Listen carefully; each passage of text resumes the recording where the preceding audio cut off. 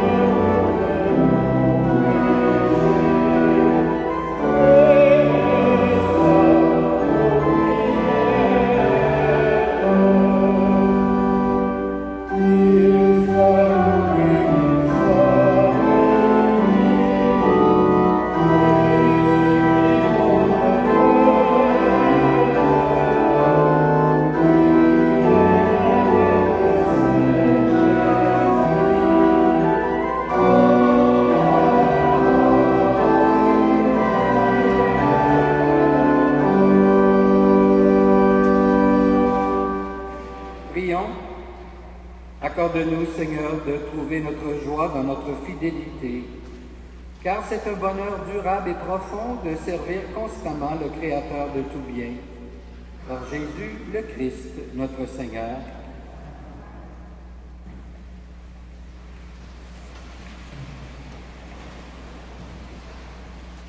Lecture du livre de Malachie.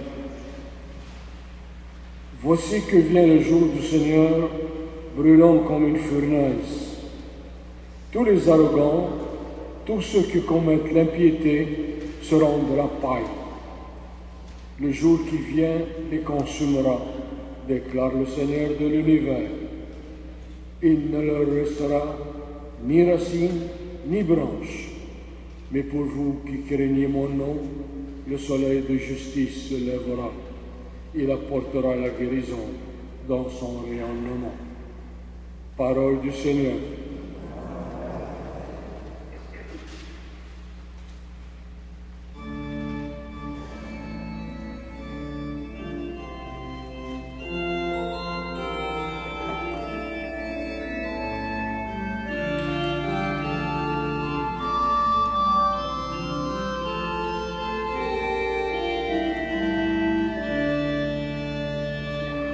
Le monde entier s'en est allé, un nouveau monde est déjà né. Nous attendons le jour de Dieu qui transfigure terre et cieux. Chantez au Seigneur un chant nouveau, car il a fait des merveilles.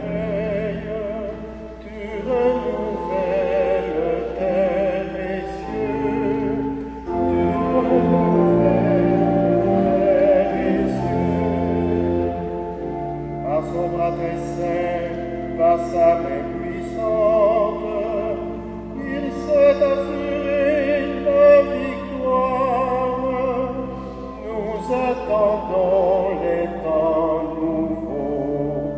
Nous attendons.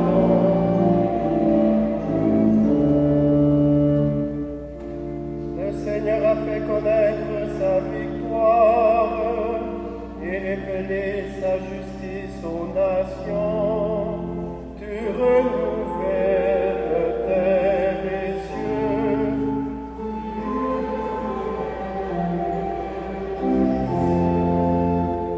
Il s'est rappelé sa fidélité, son amour, en faveur de la maison d'Israël. Nous attendons les temps nouveaux.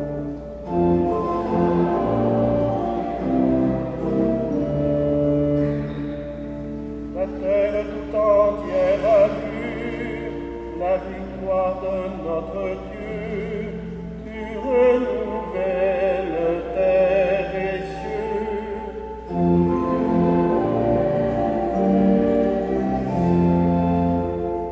Acclamez le Seigneur terre entière, sonnez, chantez, jouez, nous attendons les temps nouveaux.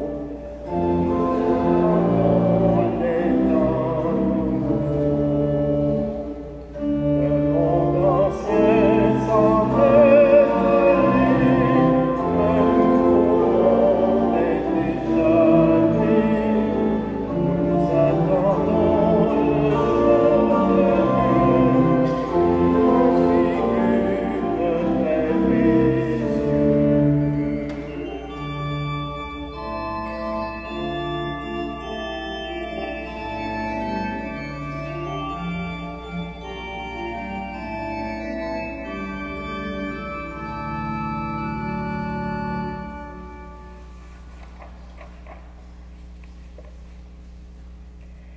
Lecture de la seconde lettre de Saint Paul apôtre aux Thessaloniciens. Frères et sœurs, vous savez bien, vous, ce qu'il faut faire pour nous imiter. Nous n'avons pas vécu parmi vous dans l'oisiveté, et le pain que nous avons mangé, nous n'avons demandé à personne de nous en faire cadeau. Au contraire, dans la fatigue et la peine, nuit et jour, nous avons travaillé pour n'être à la charge d'aucun d'entre vous. Bien sûr, nous en aurions le droit, mais nous avons voulu être pour vous un modèle à imiter.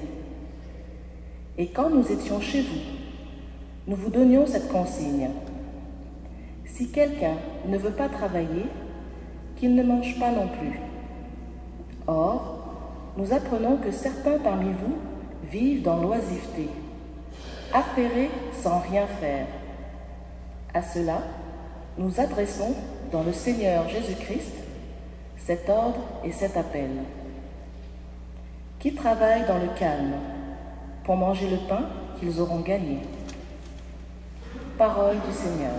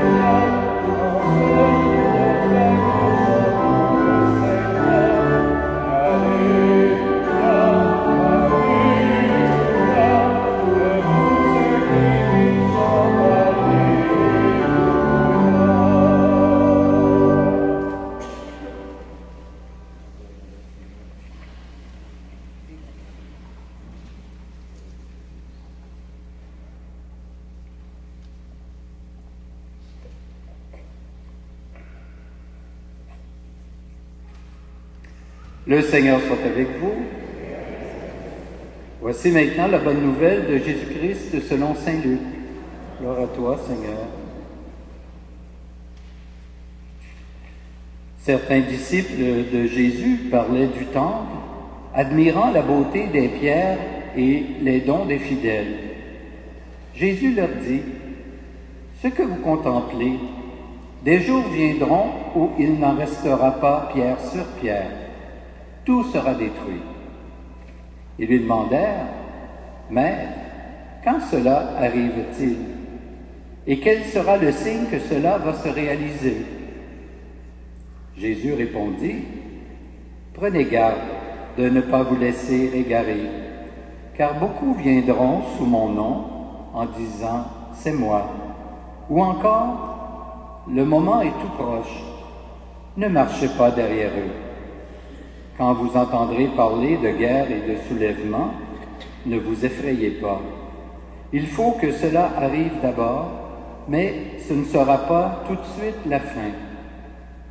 Alors Jésus ajouta, « On se dressera nation contre nation, royaume contre royaume. Il y aura de grands tremblements de terre, et çà et là des épidémies de peste et des famines. Des faits terrifiants surviendront et de grands signes dans le ciel. Mais avant tout cela, on portera la main sur vous et on vous persécutera. On vous livrera aux synagogues, on vous jettera en prison, on vous fera comparaître devant des rois et des gouverneurs, à cause de mon nom. » Acclamons la parole de Dieu.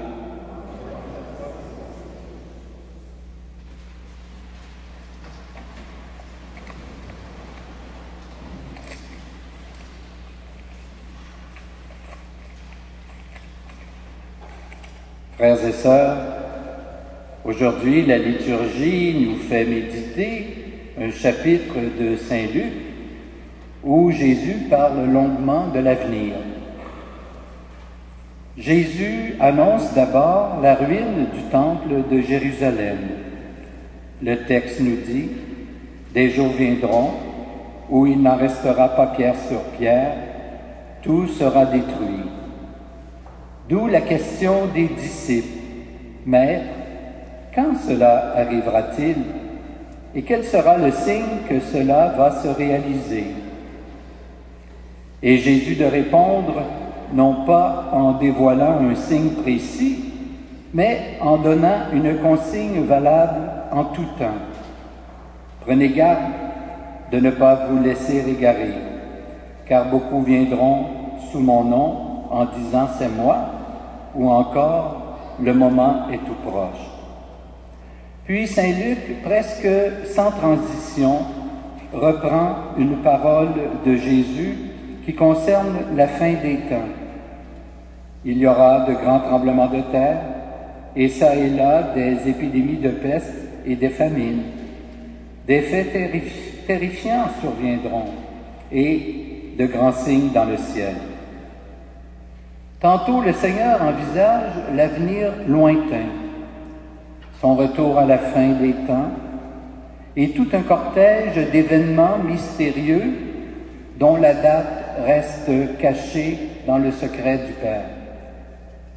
Et quand il parle de cela, Jésus le fait toujours en des termes un peu terrifiants, des termes d'Apocalypse, qui était souvent le langage utilisé, le langage traditionnel au temps du Seigneur.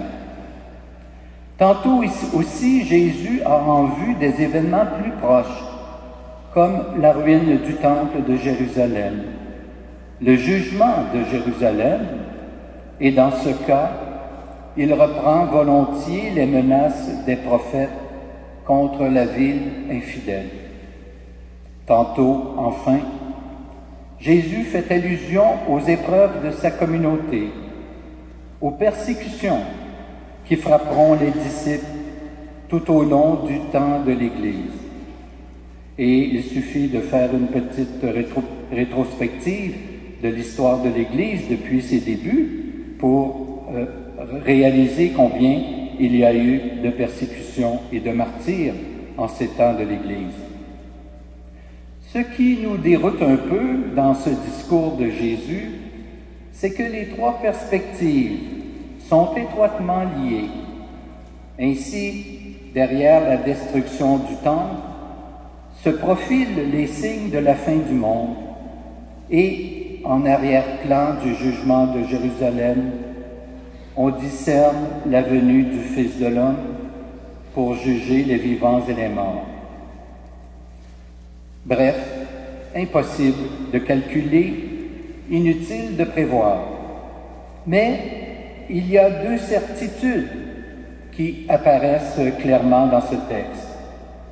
D'abord, que l'histoire du monde est entrée avec la venue de Jésus dans sa phase définitive, même si cela devait prendre des siècles et des siècles.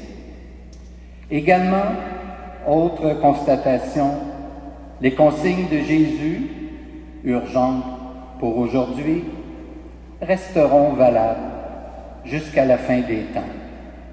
En ce sens qu'il faut veiller, qu'il faut espérer et qu'il faut persévérer surtout. Bref, l'avenir n'appartient qu'à Dieu seul, qui lui seul connaît les mystères du temps et de l'espace. Mais en ce qui nous concerne, nous avons le temps du jour pour le servir et l'aimer. Nous avons l'espace de notre cœur pour y accueillir la parole de Jésus et l'espace du monde à prendre dans la prière avec tous les missionnaires porteurs de son message de paix. Amen.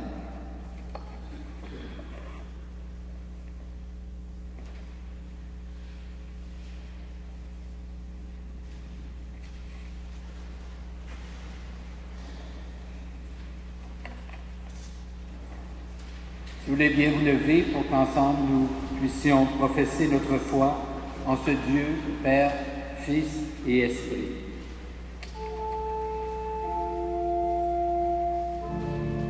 Je crois en Dieu, le Père Tout-Puissant, Créateur du ciel et de la terre. En toi, Dieu notre Père, nous croyons. En toi, Dieu notre Père, nous croyons. Et en Jésus-Christ, son Fils unique, notre Seigneur, qui a été conçu du Saint-Esprit,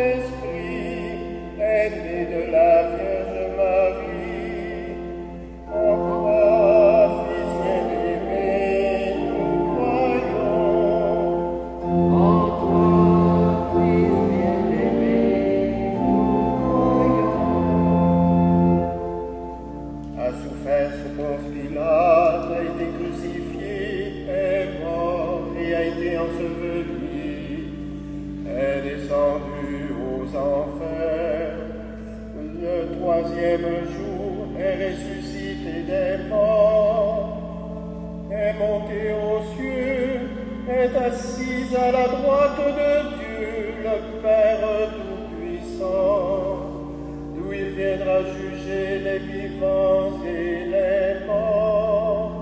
En toi, esprit d'amour, nous croyons.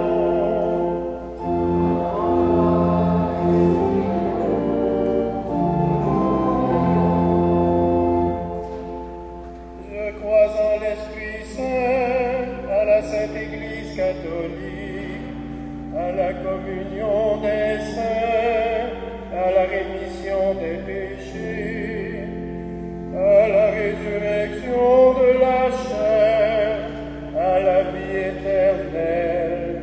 Amen. Amen. Amen.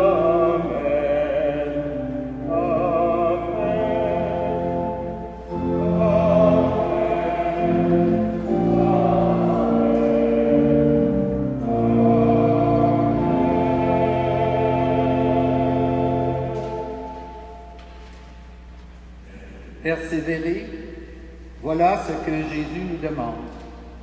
Persévérer dans la foi, dans l'espérance, dans la charité. Persévérer aussi dans la prière, comme il nous le rappelle souvent. Aussi, ne craignons pas de lui redire maintenant nos demandes pour tous nos frères et toutes nos sœurs. Assiste ton Église, Seigneur, dans sa mission aujourd'hui. Qu'elle sache révéler ton amour offert à tous les humains de la terre, nous t'en supplions.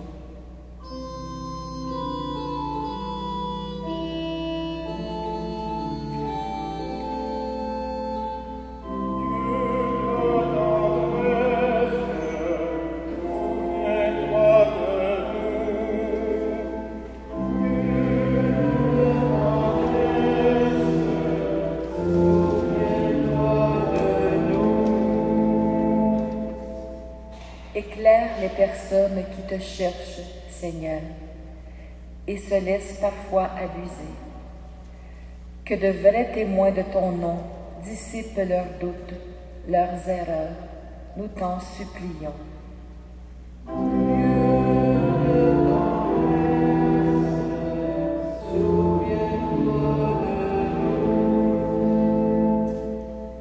Soutiens les populations en guerre, les victimes de catastrophes naturelles, les malades et leurs familles, et tous ceux qui sont découragés, nous t'en supplions.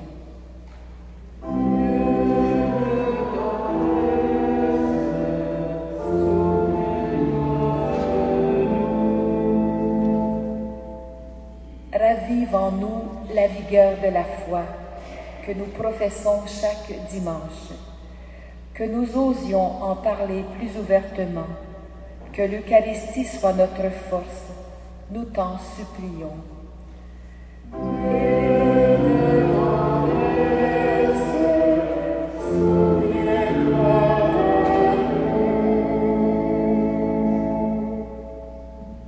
Oui, Seigneur, réveille notre foi et fais de nous des témoins. Nous te le demandons à toi qui vis et règnes pour les siècles des siècles. Amen.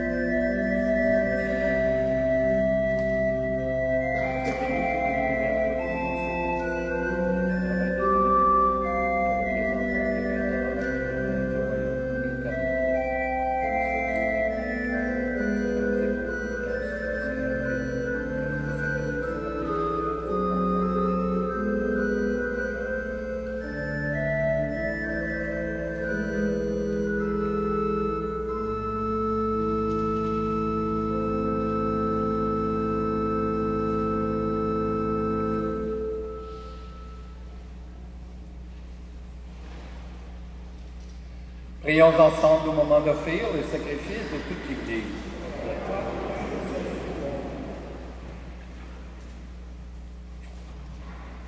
Permets, Seigneur notre Dieu, que l'offrande placée sous ton regard nous obtienne la grâce de vivre pour toi et nous donne l'éternité bienheureuse par Jésus le Christ notre Seigneur.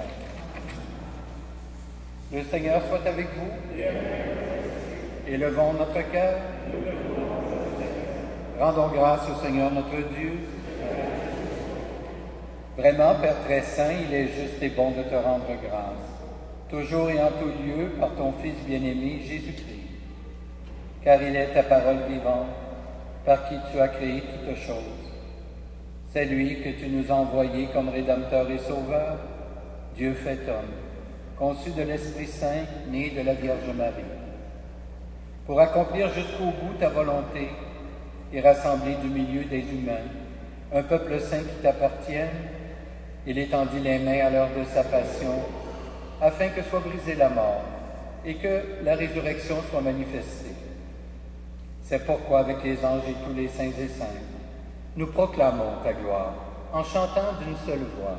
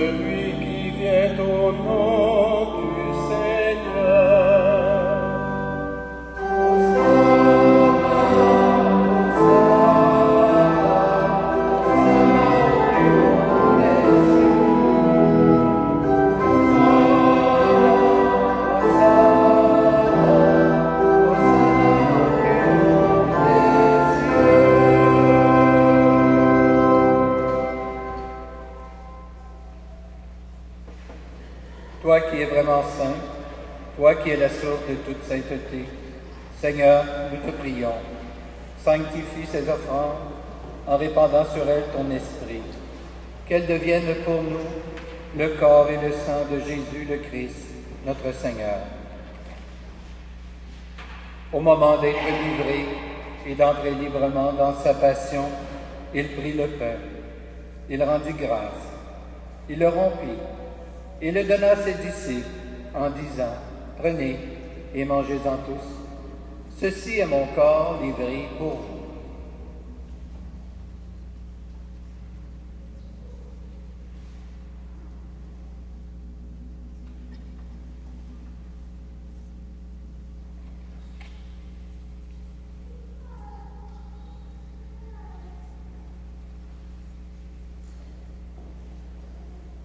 De même, à la fin du repas, il prit la coupe.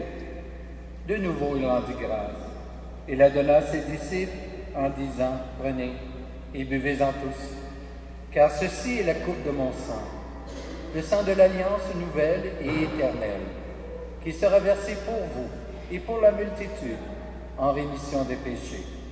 Vous ferez cela en mémoire de moi. »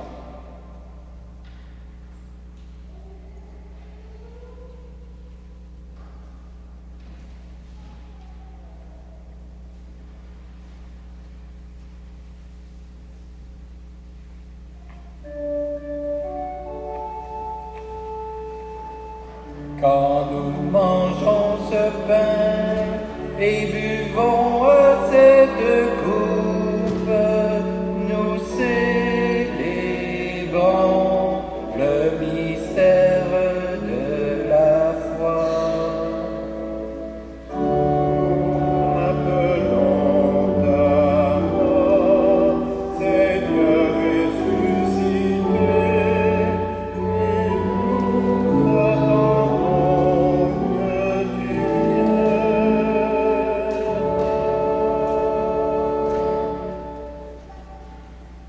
faisant ici mémoire de la mort et de la résurrection de ton Fils, nous t'offrons, Seigneur, le pain de la vie et la coupe du salut, et nous te rendons grâce, car tu nous as choisis pour servir en ta présence. Humblement, nous te demandons qu'en ayant part au corps et au sang du Christ, nous soyons rassemblés par l'Esprit Saint en un seul corps. Souviens-toi, Seigneur, de ton Église, répandue à travers le monde. Fais-la grandir dans ta charité avec le pape François, notre archevêque Christian et toutes les personnes qui ont la charge de ton peuple. Souviens-toi aussi de nos frères et de nos sœurs qui se sont endormis dans l'espérance de la résurrection et de tous les humains qui ont quitté cette vie. Souviens-toi spécialement ce matin des parents vivants et défunts, des familles Fraser et Dussault, ainsi que de tous nos parents et amis retournés vers le Père.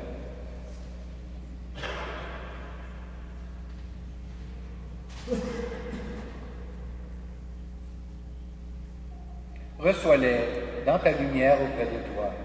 Et sur nous tous enfin, Seigneur, nous implorons ta bonté.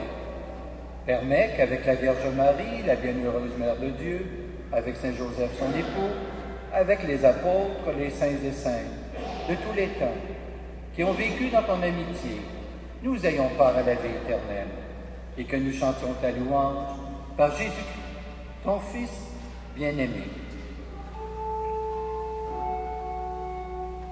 Par lui, avec lui et en lui, à toi Dieu le Père Tout-Puissant, dans l'unité du Saint-Esprit, tout honneur et toute gloire pour les siècles des siècles.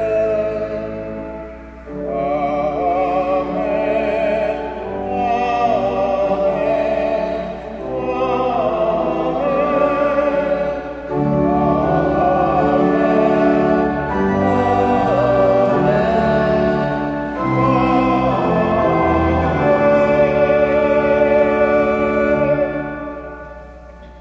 Et maintenant, unissons nos cœurs et nos voix pour adresser notre prière à Dieu, notre Père, avec les paroles mêmes que le Seigneur nous a enseignées.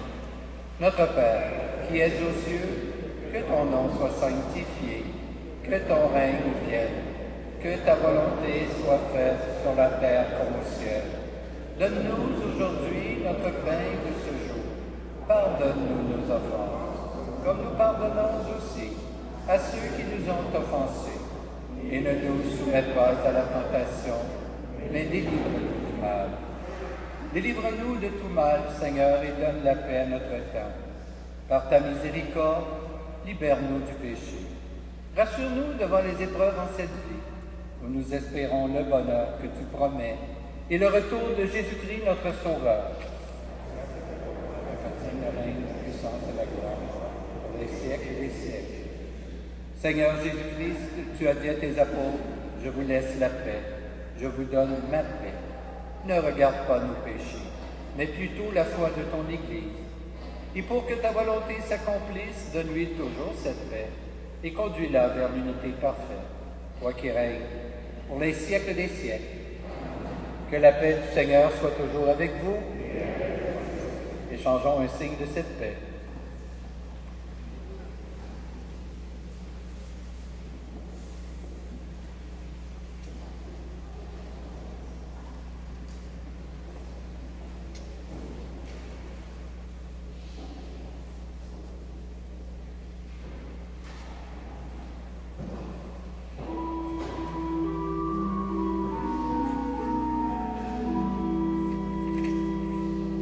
Voici l'agneau de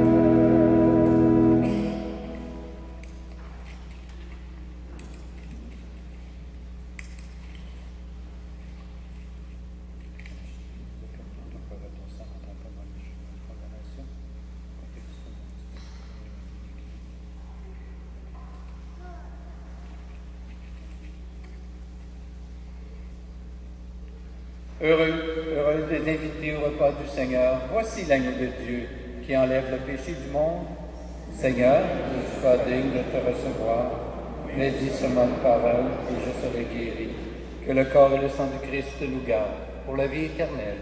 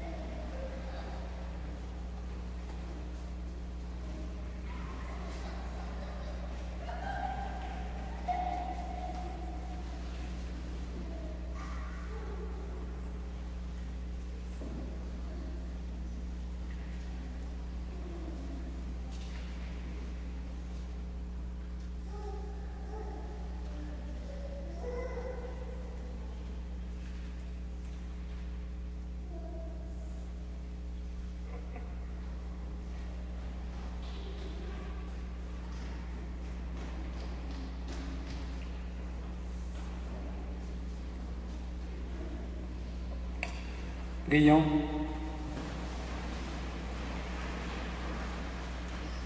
Nous venons de communier, Seigneur, au don sacré du corps et du sang de ton Fils, et nous te prions humblement que cette Eucharistie offerte en mémoire de lui, comme il nous a dit de le faire, augmente en nous la charité. Par Jésus le Christ, notre Seigneur. Amen. Et maintenant, nous allons accueillir dans la communauté un nouveau membre, en la personne d'Alika. Alors, nous allons faire le rite d'accueil devant vous. Par la suite, je vous bénirai et nous poursuivrons, nous, la célébration baptistère.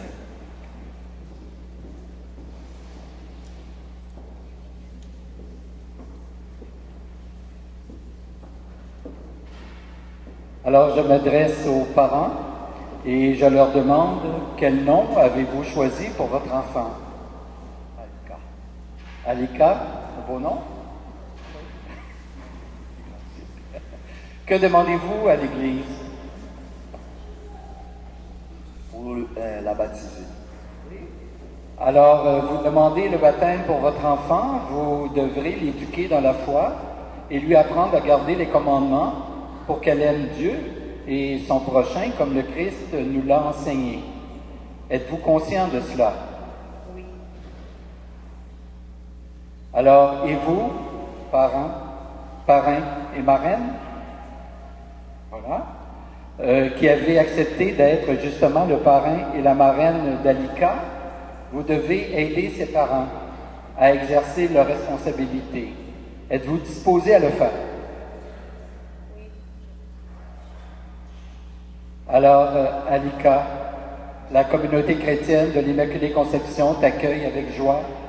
En son nom, je te marque de la croix, le signe du Christ, notre Sauveur.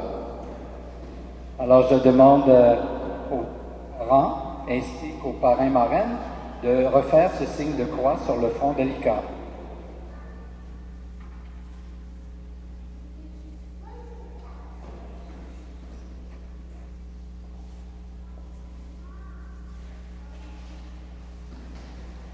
Alors maintenant, Alika, tu es marqué du signe du Christ. Tu peux maintenant entrer dans la maison de Dieu afin d'avoir part avec le Christ pour la vie éternelle. Amen. On peut l'applaudir.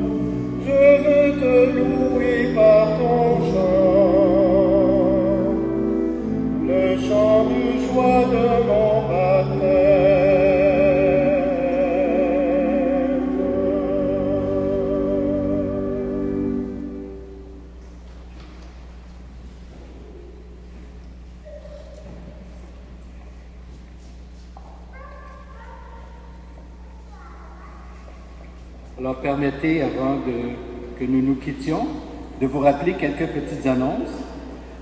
D'abord, il y aura la guignolée le 24 novembre prochain. Nous avons toujours besoin de bénévoles. À cet effet, il y aura une feuille à l'arrière de l'église, une feuille blanche avec crayon, que vous puissiez donner votre nom et vos coordonnées. On en a bien besoin. Et on a besoin également de bénévoles pour la vente de billets éventuellement pour le concert de Noël qui approche à grands pas, qui aura lieu le 15 décembre prochain. Il y a aussi un camp Alizé. C'est un camp pour les jeunes de 9 à 15 ans. C'est même pas une journée, de 9h à 13h, le 30 novembre prochain. Il y a de l'information en arrière de l'église également. Ce sont pour les jeunes qui se préparent particulièrement à recevoir les sacrements, les premiers sacrements de l'initiation chrétienne. La semaine prochaine, nous aurons le plaisir d'accueillir une missionnaire laïque en la personne de Madame Danielle Lorrain, qui nous fera part de son témoignage de foi à l'occasion de la fermeture de cette année de la foi. Il y aura quête spéciale en arrière de l'église par Danielle pour lui permettre de réaliser son œuvre en Afrique. Alors le Seigneur soit avec vous. Que Dieu Tout-Puissant nous bénisse, le Père, le Fils et le Saint-Esprit. Alors je vous souhaite un bon dimanche, une belle semaine, portez-vous bien et allez dans la paix du Christ. Nous rendons grâce à Dieu.